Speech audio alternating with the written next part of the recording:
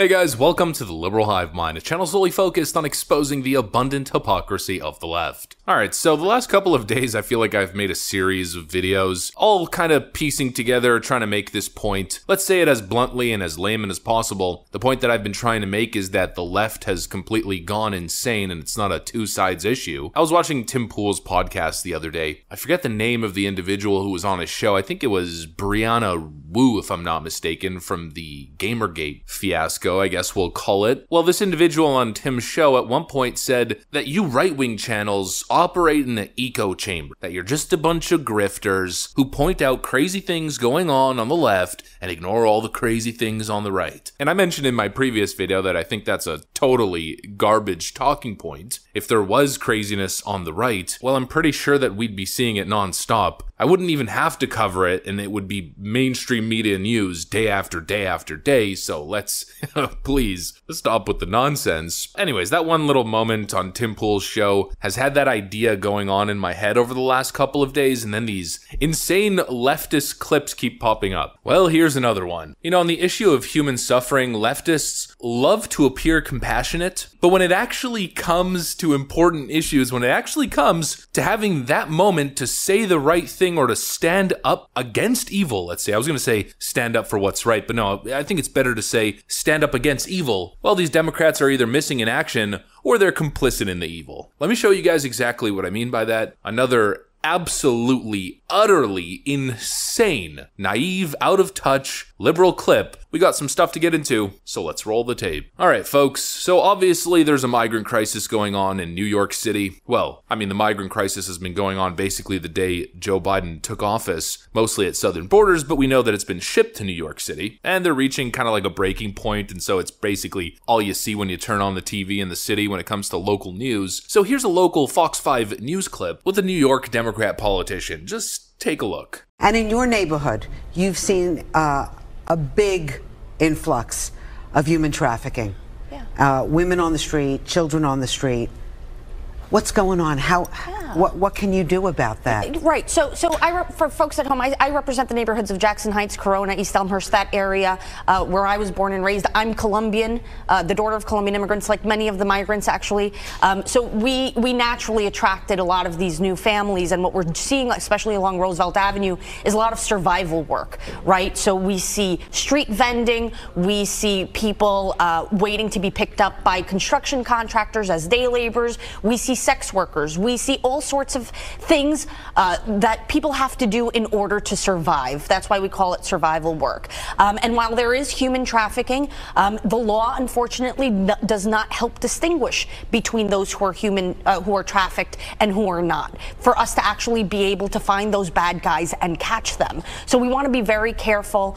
We of course are not looking necessarily to criminalize people, but we do want them to work within the regulations and within the law as much as possible. Have you ever heard anybody so nonchalantly talk about human smuggling and trafficking? You know, this is where the left loses me. It's the lack of nuance, the inability to not be able to differentiate between two different concepts. You know, leftists want to seem woke and progressive, female empowerment, yada yada, and for them, I mean, supporting sex work for some reason goes hand in hand with female empowerment. Anyways, we're not going to get into that little rabbit hole. Let's try to stick on the topic, but the point is they love to support sex work. Of course, it's something we've seen a million times before. You guys know it exists. But to not be able to make a clear distinction between modern day, let's call it adult work, I don't want to keep saying the same words, the YouTube algorithm, and human trafficking, in many cases, human trafficking of minors. Undocumented, unaccounted for, suffering in silence, human trafficking victims. I'm getting frustrated and I had to re-record this part a couple times because I'm getting a little bit too angry. I want to maintain my animated tone. I don't want to be angry, even though I'm extremely frustrated right now. You know, to say something like that, to simply fall back on progressive Western liberal talking points and to call it adult work as if it's not a big deal, as if it's just normal. Hey, you know, we got tens of thousands of migrants, many of them women and children. We got people opening up shops. You know, we got young girls being trafficked by pimps on the street, forcefully selling their bodies in an act of desperation.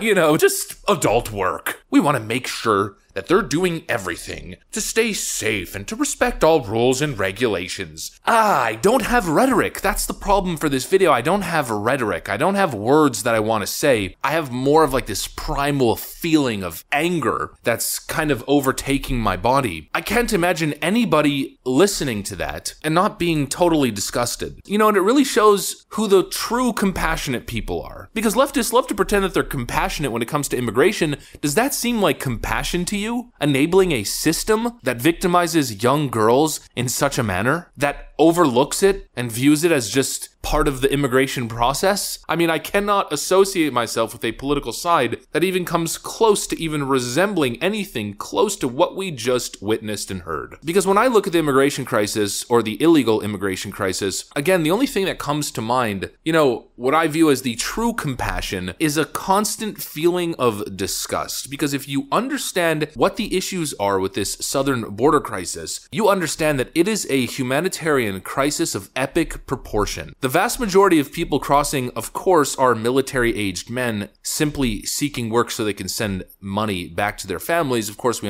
understand that. I mean, that's economic migration 101. But a good chunk of the people that are being sent over are either minors or women. And what happens to many of these people is they get caught up in human smuggling rackets. Their passports get taken, they're forced to pay money, or they can't afford to pay money, and then they have to essentially, working that debt off means, is working on the streets. And that to me is something that I simply cannot stomach. It's something I simply cannot accept. It's, you know, a byproduct of the southern border dynamic, let's call it, that I am unwilling to just accept as a norm, or rather a new norm. Because of course it is a norm. I mean, we're never going to be able to end these types of despicable criminal actions and enterprises, absolutely. But we certainly should be trying to do at least something to impede these cartels, to impede these human smugglers, and most importantly, to save these young souls who are being abused and taken advantage of in the most awful way you could imagine. Yet all we see from these Democrats is a normalization. It is normal. This stuff is normal. There is nothing normal about any of it. Not only is it normal to them, but it's righteous, it's the right thing to do, it's virtuous, and we should do more of it. Which is exactly what we've seen over the last couple of years of Democrat reign, an enabling of illegal migration, and by extension, an expansion of human smuggling and human suffering, reaching levels which we have literally never seen in this part of the world. You know, we pride ourselves on protecting people, we pride ourselves on rights,